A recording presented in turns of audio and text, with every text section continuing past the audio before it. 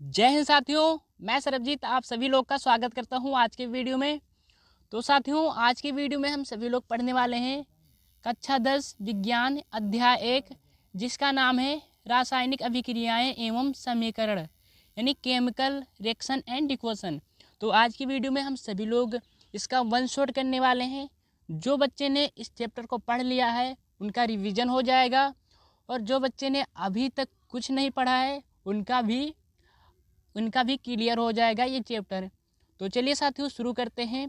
तो क्यों ना शुरू करें आज एक मोटिवेशन के साथ। तो यहाँ पर एक मोटिवेशन के साथ आज हम शुरू करते हैं कि टूटे हुए ख्वाबों का एक परिंदा हूँ मैं, कि टूटे हुए ख्वाबों का एक परिंदा हूँ मैं, उम्मीदें अभी भी बाकी है इसलिए ज़िंदा हूँ मैं, उम्मीदें अभी भी बाकी है इसलिए ज़िंदा हूँ मैं। साथियों, अभी आप लोगों के पास समय है, अभी आप लोग पढ़कर अच्छे अंक प्राप्त कर सकते हो, क्योंकि उम्मीद नहीं छोड़नी चाहिए, और आप अब भी पढ़कर अच्छे अंक प्राप्त कर सकते हैं। तो चलिए साथियों, चैप्टर को शुरू करते हैं। तो जैसे कि हमारे चैप्टर का नाम है रासायनिक अभिक्रियाएं एवं समीकरण, तो सबसे पहले देखते हैं कि रासायनिक अभिक्रिया क्या है और रासायनिक समीकरण क्या है। तो यहाँ से शुरू करते हैं। तो यहाँ पर पहला हेडिंग है हमारा रासायनिक अभिक्रिया, यानी इंग्लिश में बात करें तो केमिकल रिएक्शन क्या है। तो इसकी परिभाषा देख लेते हैं कि वह अभिक्रियाएं जिसमें दो या दो से अधिक पदार्थ मिलकर नए गुणधर्म वाले पदार्थ का निर्माण करता है उसे रासायनिक अभिक्रिया कहते हैं। जैसे साथियों, जब दो या दो से अधिक पदार्थ आपस में मिल जाता है, मिलकर नए पदार्थ का निर्माण करता है, उसे रासायनिक अभिक्रिया कहते हैं। एग्जाम्पल के तौर पर देख लेते हैं। जैसे साथियों, यहाँ पर हमारे पास है मैग्नीशियम और ऑक्सीजन, यानी मैग्नीशियम और ऑक्सीजन का यदि हम दहन करते हैं तो क्या बनता है, हमारे पास मैग्नीशियम ऑक्साइड का निर्माण करता है। ठीक है साथियों, मैग्नीशियम ऑक्साइड का निर्माण करता है। तो यहाँ पर जैसे कि हमारे पास क्या है साथियों, ये हमारे पास है मैग्नीशियम का, ये है मैग्नीशियम का तार है, और यदि हम मैग्नीशियम तार को हम क्या करते हैं, वायु के साथ यदि हम दहन करते हैं यानी जलाते हैं, तो क्या बनता है, ये मैग्नीशियम ऑक्साइड का निर्माण होता है। जैसे यहाँ पर मैग्नीशियम और ऑक्सीजन का अगर हम रिएक्शन करते हैं यानी दहन करते हैं तो क्या बनता है, मैग्नीशियम ऑक्साइड। तो मैग्नीशियम ऑक्साइड ये है जो सफ़ेद चूर्ण जैसा है, इसको बोलते हैं मैग्नीशियम ऑक्साइड। तो चलिए साथियों, आगे बढ़ते हैं। अब हम लोग मैग्नीशियम ऑक्साइड रासायनिक अभिक्रिया को आप सभी लोगों ने अच्छे से समझ लिया। और साथियों, इससे पहले एक बात और आप लोगों को बता दें कि यहाँ पर जो मैग्नीशियम और ऑक्सीजन है, इसको हम बोलते हैं उत्पाद। इधर जो तीर के इस तरफ रहेगा इसको हम बोलते हैं, सॉरी, उत्पाद नहीं बोलेंगे, अभिकारक बोलेंगे। जो तीर के इस तरफ है इसे बोलते हैं अभिकारक बोलते हैं, और जो हमारा नया पदार्थ बनता है इसे हम बोलते हैं उत्पाद बोलते हैं। तो चलिए इसका भी परिभाषा देख लेते हैं, हमने यहाँ पर लिख रखा है। तो अभिकारक क्या है देख लेते हैं कि अभिकारक वैसे पदार्थ को कहते हैं जो रासायनिक अभिक्रिया में भाग लेता है। ठीक है, तो कोई पूछे अभिकारक किसे कहते हैं, अभिकारक वैसे पदार्थ को कहते हैं जो रासायनिक अभिक्रिया में भाग लेता है। और देखते हैं उत्पाद किसे कहते हैं। उत्पाद वैसे पदार्थ को कहते हैं जिसका निर्माण अभिकारकों से मिलकर बनता है, तो उसे उत्पाद कहते हैं। तो यहाँ तक आप सभी लोग को समझ में आ गया होगा। तो चलिए साथियों, आगे बढ़ते हैं। अब देखते हैं कि रासायनिक अभिक्रिया की पहचान कैसे करें, यानी रासायनिक अभिक्रिया की पहचान। ठीक है साथियों, तो रासायनिक अभिक्रिया की पहचान कैसे करेंगे। तो यहाँ पर लिखा है अवस्था में परिवर्तन, रंग में परिवर्तन, गैस का निकलना और ताप में परिवर्तन। तो यहाँ पर है रासायनिक अभिक्रिया की पहचान। जैसे हमारे पास यहाँ पर एक बर्फ़ का टुकड़ा ले रखा है, तो यदि बर्फ़ क्या है, ठोस है, तो ठोस से साथियों क्या होगा कि ये ठोस से क्या हो सकता है कि पानी भी बन सकता है, यानी लिक्विड बन सकता है, और गैस भी बन सकता है। यदि हम धूप में रख देंगे तो क्या होगा, धूप लगने से ये खूब टेम्परेचर में होकर ये क्या हो जाए, वाष्प में बनकर उड़ जाएगा। और फिर हम क्या कर सकते हैं कि बर्फ़ को क्या करते हैं, बर्फ़ से पानी बना सकते हैं, और पानी से हम फिर बर्फ़ बना सकते हैं। ठीक है साथियों, तो क्या होगा कि अवस्था में परिवर्तन होगा, रंग में परिवर्तन होगा, गैस का निकलना होगा और ताप में परिवर्तन। हालांकि यहाँ से कोई इम्पोर्टेंट सवाल नहीं आता है, तो इसको ज़्यादा डिटेल से नहीं पढ़ेंगे। तो चलिए साथियों, आगे बढ़ते हैं। अब तो यहाँ पर है रासायनिक समीकरण। ठीक है, रासायनिक समीकरण जिसे इंग्लिश में बोलते हैं केमिकल इक्वेशन। तो ये रासायनिक समीकरण है। चलिए इसकी परिभाषा देख लेते हैं कि रासायनिक अभिक्रिया को रासायनिक समीकरण द्वारा निरूपित किया जाता है। रासायनिक समीकरण को अभिकारक और उत्पादों को सूत्रों के रूप में व्यक्त किया जाता है, उसे रासायनिक समीकरण कहते हैं। जिससे साथियों रासायनिक अभिक्रिया को क्या कहते हैं, सबसे पहले रासायनिक अभिक्रिया को रासायनिक समीकरण के रूप में व्यक्त करेंगे। उसके बाद रासायनिक समीकरण को हम क्या करेंगे, सूत्रों के रूप में व्यक्त करेंगे, उसे रासायनिक अभिक्रिया कहते हैं। तो चलिए इसका उदाहरण भी देख लेते हैं। जैसे यहाँ पर लिखा है, मैग्नीशियम रिबन को ऑक्सीजन में दहन करने पर मैग्नीशियम ऑक्साइड का निर्माण करता है। जिससे साथियों यहाँ पर अभी हम लोगों ने देखा कि यहाँ पर जो हमारे पास मैग्नीशियम और ऑक्सीजन का यदि हम दहन किए तो क्या बना, हमारे पास मैग्नीशियम ऑक्साइड बना। ठीक है, तो यहीं पर दिखाया गया है, यहीं पर बताया गया है कि जब मैग्नीशियम रिबन को ऑक्सीजन में दहन करने पर मैग्नीशियम ऑक्साइड का निर्माण होता है। यहाँ पर मैग्नीशियम है और यहाँ पर ऑक्सीजन का जब दहन करते हैं तो मैग्नीशियम ऑक्साइड बनता है। जैसे मैग्नीशियम क्या है, सॉलिड है, ऑक्सीजन क्या है, गैस है। तो इन दोनों का दहन करें तो मैग्नीशियम ऑक्साइड बना, जो कि सॉलिड है। इसी को रासायनिक समीकरण के रूप में व्यक्त करना था। तो चलिए साथियों आगे बढ़ते हैं। यहाँ है कि रासायनिक समीकरण को संतुलित करना। तो रासायनिक समीकरण को संतुलित करना है यानी बैलेंसिंग करना। तो बैलेंसिंग कैसे करेंगे, यहाँ पर लिखा है बैलेंसिंग ऑफ केमिकल इक्वेशन। ठीक है साथियों, तो यहाँ पर जैसे लिखा है नाइट्रोजन लिखा, पहला है हाइड्रोजन लिखा है, दूसरा नाइट्रोजन लिखा और ऑक्सीजन लिखा है। ठीक है, तो यहाँ पर सबसे पहले देखेंगे हाइड्रोजन लिखा है। तो साथियों हाइड्रोजन लिखा है तो हम इसको कैसे करेंगे, तो यहाँ पर कुछ नहीं दिखाई देता। तो हाइड्रोजन की संख्या कितना हो जाएगा, हाइड्रोजन की संख्या 1 हो जाएगा। और यहाँ पर नाइट्रोजन है तो नाइट्रोजन की संख्या कितना हो जाएगा, कुछ नहीं दिखाई देता तो 1 हो जाएगा। और ऑक्सीजन दिखाई देता, ऑक्सीजन की संख्या कितना है 3। यहाँ पर आप सभी लोग देख सकते हो। ठीक है, अब देखते हैं कि कैल्शियम है यहाँ पर। तो कैल्शियम की संख्या कितना है, यहाँ पर इधर बना लेते हैं। कैल्शियम की संख्या कितना है साथियों, कैल्शियम की संख्या कुछ नहीं दिखाई देता तो 1 है। ऑक्सीजन और हाइड्रोजन का होल ट्वाइस है तो यहाँ पर ऑक्सीजन की संख्या कितना हो जाएगा, 2 हो जाएगा।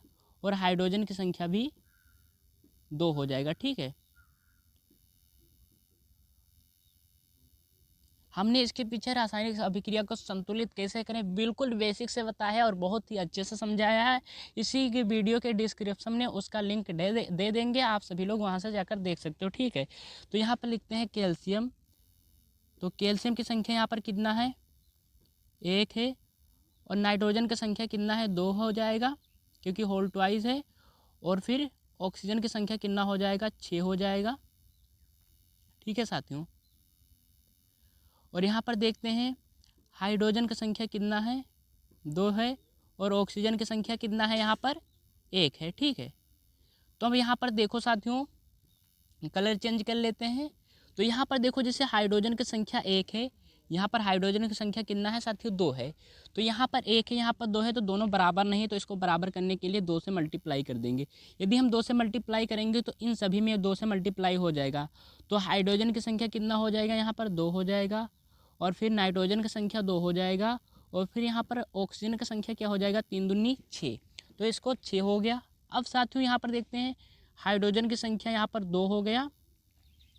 और यहाँ पर हाइड्रोजन की संख्या यहाँ पर भी 2 है। ठीक है, आगे बढ़ते हैं कि नाइट्रोजन की संख्या यहाँ पर 2 है, तो नाइट्रोजन की संख्या यहाँ पर भी 2 है, ये दोनों बराबर हो गया। और यहाँ पर साथियों देखते हैं कि ऑक्सीजन है, ऑक्सीजन की संख्या कितना है, यहाँ पर 6 है, यहाँ पर ऑक्सीजन की संख्या 6 है। अब इधर देखो ऑक्सीजन की संख्या यहाँ पर 2 है, यहाँ पर कितना है, 1 है, तो 2 से मल्टीप्लाई कर देंगे। ठीक है, तो यहाँ पर हाइड्रोजन में भी मल्टीप्लाई होगा और ऑक्सीजन में भी होगा। तो हाइड्रोजन को 2 से मल्टीप्लाई करेंगे 4 हो जाएगा और ऑक्सीजन को करेंगे 2 हो जाएगा। ठीक है भाई, अब देखो मिलाते हैं, यहाँ पर 2 हाइड्रोजन, यहाँ पर 2 हाइड्रोजन और यहाँ पर 2 हाइड्रोजन, 4 हो गए। यहाँ पर हाइड्रोजन की संख्या 4 बराबर हो गया। नाइट्रोजन की संख्या 2, यहाँ पर भी नाइट्रोजन की संख्या 2। ऑक्सीजन की संख्या 6 और 2 8, यहाँ पर ऑक्सीजन की संख्या 6 और 2 8। तो साथियों यानी सब बराबर हो गया। हमने पहले भाग में 2 से मल्टीप्लाई किया तो यहाँ पर लिख देंगे 2। ठीक है, और यहाँ पर हमने सबसे आखिरी में 2 से मल्टीप्लाई किया तो यहाँ पर भी लिख देंगे 2। तो साथियों उम्मीद है आप सभी लोग को बैलेंसिंग करना आ गया होगा। अगर कहीं भी दिक्कत पड़ती तो हमने एक वीडियो बनाया है रासायनिक समीकरण को संतुलित कैसे करें, इसी वीडियो के डिस्क्रिप्शन में उसका लिंक डाल देंगे, आप वहाँ से जाकर देख सकते हैं। तो चलिए साथियों आगे बढ़ते हैं। अब बढ़ते हैं कि रासायनिक अभिक्रियाओं के प्रकार। ठीक है, रासायनिक अभिक्रियाओं के प्रकार पढ़ते हैं। ठीक है, तो पहला है संयोजन अभिक्रिया। तो संयोजन अभिक्रिया क्या है, यानी कॉम्बिनेशन रिएक्शन क्या है। देखिए साथियों, वह रासायनिक अभिक्रिया जिसमें दो या दो से अधिक पदार्थ संयोग करके एकल उत्पादन का निर्माण करते हैं, संयोजन अभिक्रिया कहलाती है। साथ ही यहाँ पर उत्पादन नहीं होना चाहिए, उत्पाद होना चाहिए। ठीक है, तो वह रासायनिक अभिक्रिया जिसमें दो या दो से अधिक पदार्थ संयोग करके एकल उत्पाद का निर्माण करते हैं, संयोजन अभिक्रिया कहलाती है। जैसे साथियों यहाँ पर देख लीजिए, अमोनिया है, अमोनिया और हाइड्रोजन क्लोरिक है। ठीक है, हाइड्रोक्लोरिक है। ठीक है साथियों, ठीक है, जैसे यहाँ पर अमोनिया है और हाइड्रोजन क्लोराइड है, तो अमोनिया और हाइड्रोजन क्लोराइड मिलेगा तो क्या बनेगा, अमोनियम क्लोराइड का निर्माण होगा। तो नया पदार्थ नहीं बन गया। जैसे जब वह रासायनिक अभिक्रिया जिसमें दो या दो से अधिक पदार्थ संयोग करके एकल उत्पाद का निर्माण करते हैं, उसे संयोजन अभिक्रिया कहते हैं। जैसे अमोनिया मिल गया और हाइड्रोजन क्लोराइड मिल गया तो क्या बन गया, अमोनियम क्लोराइड बन गया। ठीक है साथियों, तो चलिए अब आगे बढ़ते हैं। वियोजन अभिक्रिया। वियोजन से नाम से ही पता चल जाता है कि कोई पदार्थ वियोजित होता है। तो वियोजन अभिक्रिया को अवघटन भी कहते हैं। अवघटन अभिक्रिया यानी डिकम्पोजिशन रिएक्शन कहते हैं। तो देख लेते हैं कि इस अभिक्रिया में एकल अभिकर्मक टूटकर छोटे छोटे उत्पाद प्रदान करते हैं, वह वियोजन अभिक्रिया कहलाती है। ठीक है मेरे भाई, अब उदाहरण देख लेते हैं। जिससे क्या है, कैल्शियम कार्बोनेट। ठीक है, कैल्शियम कार्बोनेट है तो कैल्शियम कार्बोनेट टूटकर क्या बन जाएगा, कैल्शियम ऑक्साइड और फिर कार्बन डाइऑक्साइड बन जाएगा। अब देखते हैं कि वियोजन अभिक्रिया के प्रकार। ठीक है साथियों, वियोजन अभिक्रिया के प्रकार। तो वियोजन अभिक्रिया 3 प्रकार की होती है, उसमें वियोजन, प्रकाश वियोजन और विद्युत वियोजन। तो हम इन तीनों को एक एक करके पढ़ेंगे। तो चलिए आगे बढ़ते हैं। इसके लिए यहाँ पर है उसमें वियोजन क्या है, विद्युत वियोजन क्या है और प्रकाश वियोजन क्या है। एक एक की परिभाषा देखते हैं और इसका एग्जाम्पल भी देखते हैं। तो उसमें वियोजन क्या है, अभिकारक को उष्मा द्वारा किया गया वियोजन को उष्मीय वियोजन कहते हैं। जब अभिकारक को उष्मा द्वारा किया जाता है वियोजन तो उसको वियोजन यानी उष्मीय वियोजन कहते हैं। ठीक मेरे भाई, तो यहाँ पर जैसे देख सकते हो, कैल्शियम कार्बोनेट को यदि हम उष्मा के द्वारा तोड़ते हैं तो क्या बन जाता है, कैल्शियम ऑक्साइड बनेगा और फिर कार्बन डाइऑक्साइड बनेगा। ठीक है मेरे भाई, और यहाँ पर पढ़ते हैं विद्युत वियोजन। तो विद्युत वियोजन क्या है, विद्युत धारा प्रवाहित होने के कारण होने वाली वियोजन को विद्युत वियोजन कहते हैं। यानी विद्युत धारा प्रवाहित होने के कारण होने वाले वियोजन को विद्युत वियोजन कहते हैं। जिसे एग्जाम्पल के तौर पर देख लेते हैं, उदाहरण देख लेते हैं। यहाँ पर H2O जल लिखा है, तो यदि हम इसका विद्युत धारा से तोड़ेंगे तो इसका क्या होगा, विद्युत धारा वियोजित करेंगे तो हाइड्रोजन अलग हो जाएगा और ऑक्सीजन अलग हो जाएगा, तो इसी को कहते हैं विद्युत वियोजन। अब प्रकाश वियोजन को पढ़ लेते हैं। प्रकाशीय वियोजन क्या है, सूर्य के प्रकाश की उपस्थिति में होने वाले वियोजन को प्रकाशीय वियोजन कहते हैं। तो प्रकाशीय वियोजन कहते हैं, तो इसका उदाहरण देख लेते हैं। जैसे सिल्वर क्लोराइड है यहाँ पर, तो सिल्वर क्लोराइड को यदि हम प्रकाश के द्वारा करते हैं तो क्या हो जाएगा, सिल्वर हो जाएगा और क्लोरीन अलग हो जाएगा। ठीक मेरे भाई, यहाँ तक तो आप सभी लोग को समझ में आ गया होगा। तो चलिए आगे बढ़ते हैं हम लोग। तो विस्थापन अभिक्रिया क्या है, यानी डिस्प्लेसमेंट रिएक्शन क्या है मेरे भाई। तो देखते हैं विस्थापन अभिक्रिया को। तो विस्थापन से सबसे पहले आप समझिए कि इसको समझ के चलिए कि विस्थापन का मतलब क्या होता है, कि कोई चीज़ विस्थापित कर देगा, कोई वस्तु या फिर कोई चीज़ हो। अगर आप इसको समझ जाएंगे तो अच्छा रहेगा। तो यहाँ पर विस्थापन अभिक्रिया को देखते हैं। तो है विस्थापन अभिक्रिया को साथियों देखते हैं। तो यहाँ पर सबसे पहले है, इस अभिक्रिया में अधिक क्रियाशील तत्व कम क्रियाशील तत्व को उसके यौगिक से विस्थापित कर देता है, उसे विस्थापन अभिक्रिया कहते हैं। जिसके साथ में क्या है, आयरन है, कॉपर सल्फेट है। ठीक है, आयरन और कॉपर सल्फेट है, तो आयरन क्या है, आयरन है कॉपर सल्फेट है, तो यहाँ पर क्या हो गया, आयरन सल्फेट हो गया और कॉपर बेचारा अलग चला गया। तो मेरे भाई यहाँ पर देख सकते हैं कि आप लोग, यहाँ पर क्या है, आयरन है, तो आयरन क्या है, कॉपर से अधिक क्रियाशील तत्व है, तो कॉपर को क्या करता है, मारकर भगा देता है। ठीक मेरे भाई, कॉपर को देखिए, कॉपर को मारकर भगा दिया और कॉपर के जगह पर आयरन आ गया और कॉपर बेचारा अकेला चला गया। तो यानी आयरन क्या हुआ, कॉपर के जगह पर चला गया, यानी कॉपर को विस्थापित कर दिया, उसके स्थान पर विराजमान हो गया। ठीक मेरे भाई, तो copper iron plus copper sulphate, तो आयरन क्या किया, कॉपर सल्फेट को विस्थापित कर दिया और उसके स्थान पर चला गया और कॉपर बेचारा अलग चला गया। ठीक है, तो यहाँ तक आप सभी लोग को क्लियर हो गया होगा। तो चलिए मेरे भाई अब आगे बढ़ते हैं हम सभी लोग। ठीक है, अब आगे बढ़ते हैं। यहाँ पर लिखा है द्विविस्थापन अभिक्रिया। तो ये द्विविस्थापन अभिक्रिया क्या है, तो जैसे हमने अभी विस्थापन अभिक्रिया को समझा, ठीक है, और तो उसके ही द्विविस्थापन लिखा है, यानी कोई चीज़ दो बार विस्थापन होते हैं। तो चलिए अब इसका परिभाषा देखते हैं कि वह अभिक्रियाएं जिसमें, यहाँ पर जिम लिखा है जिसमें होना चाहिए, वह अभिक्रियाएं जिसमें अभिकारकों के बीच आयनों का आदान प्रदान होता है द्विविस्थापन अभिक्रिया कहलाती है। तो क्या होता है, वह अभिक्रियाएं जिसमें अभिकारकों के बीच आयनों का आदान प्रदान होता है उसे द्विविस्थापन अभिक्रिया कहते हैं। जैसे मेरे भाई एग्जाम्पल देख लेते हैं कि यहाँ पर क्या लिखा है, सोडियम सल्फेट लिखा है। ठीक है, सोडियम सल्फेट लिखा है, यहाँ पर बेरियम क्लोराइड लिखा है। तो अब यहाँ पर देखिए सोडियम सल्फेट लिखा है और बेरियम क्लोराइड लिखा है, यहाँ पर क्या हो गया, बेरियम सल्फेट हो गया और सोडियम क्लोराइड हो गया। क्योंकि यहाँ पर देखिए सोडियम क्या किया, बेरियम को विस्थापित कर दिया और बेरियम ने सोडियम को विस्थापित कर दिया। तो यहाँ पर सोडियम सल्फेट लिखा है तो बेरियम क्लोराइड हो गया, यहाँ पर भी बेरियम क्लोराइड लिखा है तो यहाँ पर सोडियम सल्फेट हो गया।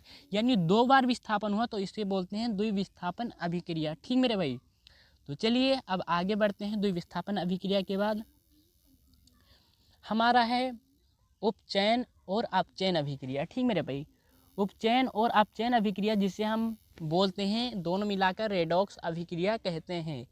तो उपचयन अभिक्रिया क्या है, यहाँ पर इसकी परिभाषा देख लेते हैं। जब किसी पदार्थ में ऑक्सीजन की वृद्धि होना या हाइड्रोजन का ह्रास होना उपचयन कहलाता है। जैसे मेरे भाई जब कोई पदार्थ होता है, जब पदार्थ में क्या होगा, ऑक्सीजन की वृद्धि होगा। जब पदार्थ में ऑक्सीजन की वृद्धि होगी तो हम कहेंगे कि उपचयन हो रहा है, और या हाइड्रोजन का क्या होगा, देखेंगे कि हाइड्रोजन का कमी हो रहा है, यानी हाइड्रोजन का ह्रास हो रहा है, तो हम उसे कहेंगे ये उपचयन अभिक्रिया है। ठीक है, जैसे यहाँ पर कार्बन और ऑक्सीजन को देखिए, तो कार्बन और ऑक्सीजन को देखिए तो यहाँ पर CO2 बन गया। ठीक है, जैसे C है, O2 है, तो कार्बन डाइऑक्साइड बन गया। ठीक मेरा भाई, तो इसे बोलते हैं, यहाँ पर क्या हुआ, कार्बन अकेला है, ऑक्सीजन अकेला है, तो यहाँ पर कार्बन क्या चला गया, CO2 बन गया, यानी ऑक्सीजन की वृद्धि हुआ, तो इसे बोलेंगे उपचयन अभिक्रिया। अब आगे बढ़ते हैं। अपचयन अभिक्रिया क्या है, जब किसी पदार्थ में हाइड्रोजन की वृद्धि होगा, यानी हाइड्रोजन की वृद्धि होना या ऑक्सीजन की ह्रास होना अपचयन कहलाता है। ठीक है मेरे भाई, जैसे हमने पढ़ा उपचयन में कि ऑक्सीजन की वृद्धि होगी या हाइड्रोजन का ह्रास होगा, और यदि हम इसमें पढ़ेंगे अपचयन अभिक्रिया में हाइड्रोजन की वृद्धि होगी या ऑक्सीजन का ह्रास होगा, उसे हम बोल देंगे अपचयन अभिक्रिया। ठीक है, और जिसमें दोनों होता है उसे बोलते हैं रेडॉक्स अभिक्रिया। तो मेरे भाई अब इसके उदाहरण देख लेते हैं। जैसे कॉपर ऑक्साइड है, ठीक है, कॉपर ऑक्साइड है और हाइड्रोजन से मिलता है, तो कॉपर ऑक्साइड और हाइड्रोजन मिलता है तो क्या हो जाता है, देखो यहाँ पर कॉपर ऑक्साइड है तो यहाँ पर कॉपर अलग आ गया और हाइड्रोजन के साथ जाकर जुड़ गया। ठीक है, ऑक्सीजन क्या हुआ, हाइड्रोजन के साथ जाकर जुड़ गया, तो इसे बोलेंगे अपचयन हुआ है। ठीक है मेरे भाई, किसका अपचयन हुआ है, ऑक्सीजन का अपचयन हुआ, कॉपर का अपचयन हुआ है। ठीक है, यहाँ पर देखो कॉपर ऑक्सीजन के साथ है, यहाँ पर कॉपर अकेला रह गया, यानी CuO+H2, तो यहाँ पर कॉपर अकेला हो गया और ऑक्सीजन गया हाइड्रोजन के साथ जुड़ गया, यानी तो क्या बोलेंगे कि हाइड्रोजन की वृद्धि होती है और ऑक्सीजन का ह्रास होता है, तो इसे अपचयन अभिक्रिया कहेंगे। तो चलिए मेरे भाई अब आगे बढ़ते हैं। यहाँ पर है ऊष्माक्षेपी रासायनिक अभिक्रिया।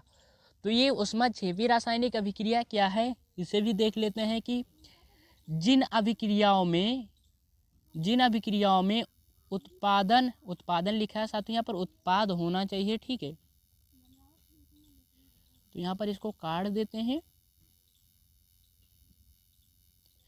अब देखो यहाँ पर, जिन अभिक्रियाओं में उत्पाद के निर्माण के साथ साथ ऊष्मा भी उत्पन्न होती है, उसे ऊष्माक्षेपी अभिक्रिया कहलाती है।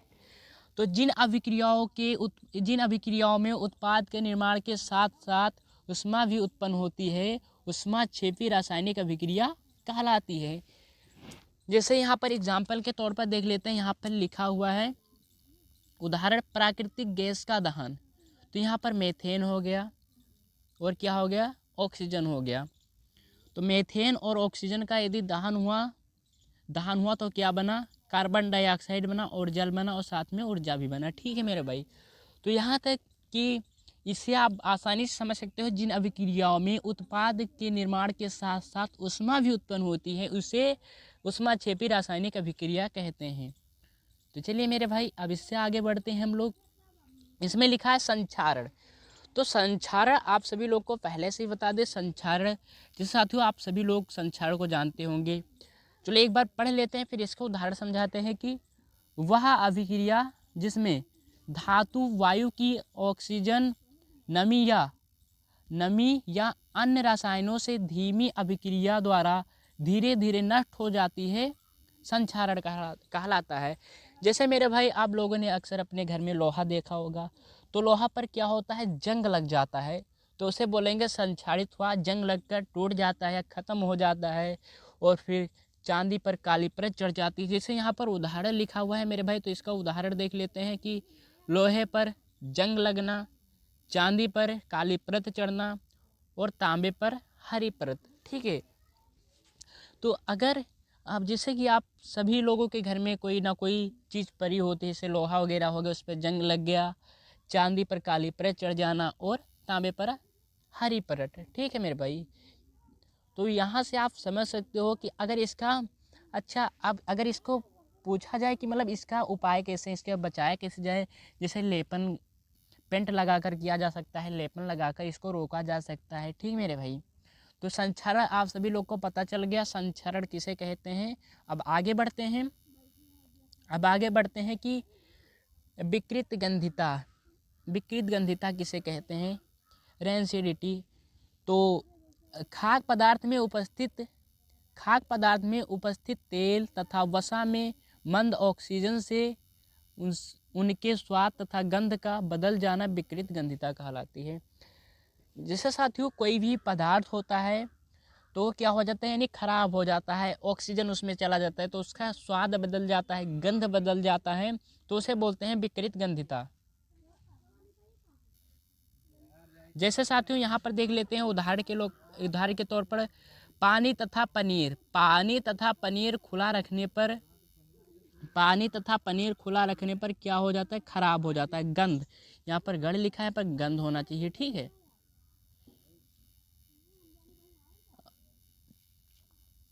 ठीक है, पानी तथा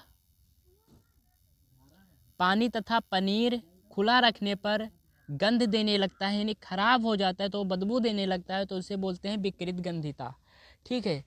तो जैसे विकृत गंधिता को निम्न विधियों द्वारा रोका जा सकता है। वीडियो लिखा है, विधियों होना चाहिए। चलिए इसको पीडीएफ साथियों जब देंगे तो इसका पीडीएफ में क्या होगा, पूरा सही हो जाएगा। तो यहाँ पर है कि खाद्य पदार्थों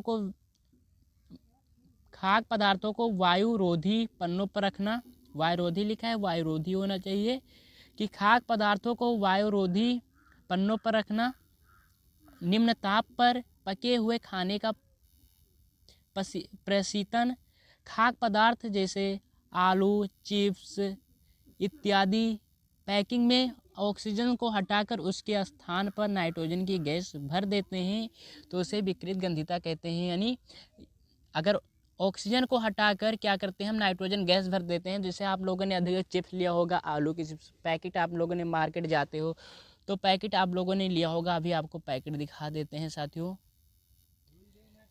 जैसे साथियों यहाँ पर देखिए कि यहाँ पर एक क्या है, एक हमने पैकेट ले लिया है, ठीक है। अब इस पैकेट को क्या करेंगे मेरे भाई, पैकेट में जो यहाँ पर गैस आपको भरी दिखाई देती है, तो ये ऑक्सीजन गैस नहीं है, बल्कि ये नाइट्रोजन गैस है। यदि ऑक्सीजन के संपर्क में आती है तो कुछ समय तक खुला रखने पर क्या होगा, ऑक्सीजन के संपर्क में आने पर ये खराब हो जाएगा, इसका स्वाद बदल जाएगा। तो इसी को बोलते हैं विकृत गंधिता। तो इसको हम लोग पैकेट में सुरक्षित रखने के लिए क्या करते हैं, नाइट्रोजन का यहाँ पर नाइट्रोजन गैस को भर देते हैं, जिससे ये फूला रहता है और सुरक्षित रहता है।